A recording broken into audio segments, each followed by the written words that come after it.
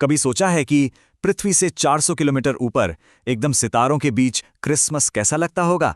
चलिए, आज आपको ले चलते हैं इंटरनेशनल स्पेस स्टेशन पर, एक ऐसी ही यादगार छुट्टी के सफर पर। सोचिए, जब पूरी दुनिया में परिवार एक साथ बैठकर तोहफे खोल रहे थे, जश्न मना रहे थे, ठीक उसी वक्त एक और सेलिब्रेशन चल रहा था। एक ऐसी जगह पर जहां शायद सैंटा की स्ले भी नहीं पहुंच पाती। जी हाँ, ये लोग सैंटा से भी कहीं ज्यादा ऊपर थे। तो चलिए देखते हैं इंटरनेशनल स्पेस स्टेशन को जरा करीब से, जो इन एस्ट्रोनॉट्स के लिए छुट्टी का घर बना हुआ था। 400 किलोमीटर, पता है कितना होता है? मतलब दिल्ली से लखनऊ से भी ज्यादा दूर। बस फर्क इतना है कि ये सफर सड़क पर नहीं, बल्कि सीधा ऊपर आसमान में है। तो ये जो इंटरनेशनल स्पेस स्टेशन यानी ISS है, ये सिर्फ एक घूमती हुई लैब नहीं है। असल में ये एक घर है, एक ऐसा घर जहां दुनिया के अलग अलग देशों के एस्ट्रोनॉट्स एक साथ रहते हैं, काम करते हैं। आप कह सकते हैं कि ये स्पेस में हम इंसानों का एक छोटा सा आउटपोस्ट है। और इस साल 7 लोग थे जो ISS को अपना घर कह रहे थे। कमांडर माइक फिंके की लीडरशिप में ये एक इंटरनेशनल टीम थी, जिसमें अमेरिका, जापान और रूस के एस्ट्रोनॉट्स एक साथ थे। लेकिन सवाल यह है कि पृथ्वी से इतनी दूर रहकर ये लोग हॉलिडे की उस फील को जिंदा कैसे रखते हैं? इसका जवाब है एक नई तरह का परिवार बनाकर। ये सवाल तो मन में आता ही है ना, कि घर से इतना दूर, वो भी क्रिसमस पर, क्या उन्हें अपने परिवार की याद नहीं आती होगी? क्या वो अकेला महसूस नहीं करते होंगे? कमांडर माइक फिंके ने इस बात का बड़ा ही खूबसूरत जवाब दिया। उन्होंने कहा, हाँ, थोड़ा दुख तो होता है क्योंकि हम अपने परिवारों के साथ नहीं हैं, पर असल में हम हैं। हम अपनी स्पेस फैमिली के साथ हैं, तो हम ठीक हैं।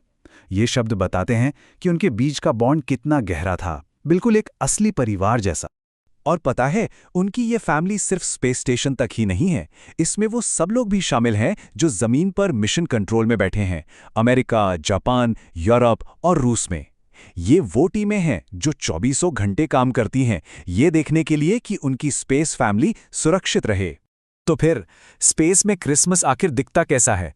चलिए जीरो ग्रेविटी वाली इन परंपराओं की दुनिया में चलते हैं। जरा सोचकर देखिए, एयरलॉक के पास मोजे मतलब स्टॉकिंग्स धीरे धीरे तैर रहे हैं और किबो मॉड्यूल के ऊपर एक छोटा सा चमकता हुआ क्रिसमस ट्री लगा है। मतलब घर की यादें और फ्यूचर की टेक्नोलॉजी एक साथ। नासा की एस्ट्रोनॉट जेना कार्डमैन ने मजाक में कहा भी, मुझे लगता है कि हम शायद सांता से थोड़ा ज्यादा ही ऊपर उड़ रहे हैं।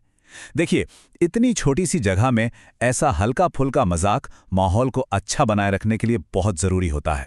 और भाई, खाने के बिना कोई त्योहार पूरा होता है क्या? तो जापानी एस्ट्रोनॉट किमिया युई अपने साथ अपनी संस्कृति का एक हिस्सा लेकर आए थे। उन्होंने अपने क्रूमेट्स के साथ ट्रेडिशनल जापानी खाना शेयर किया, मतलब स्पेस में ग्लोबल दावत। लेकिन स्पेस में हॉलिडे मनाना सिर्फ इसी क्रू की बात नहीं है। ये तो दशकों पुरानी एक परंपरा बन चुकी है, जो हम इंसानों की खोज और उम्मीद की भावना को दिखाती है। इसकी शुरुआत 1968 में हुई थी, जब अपोलो 8 क्रू ने चांद का चक्कर लगाते हुए क्रिसमस मनाया था।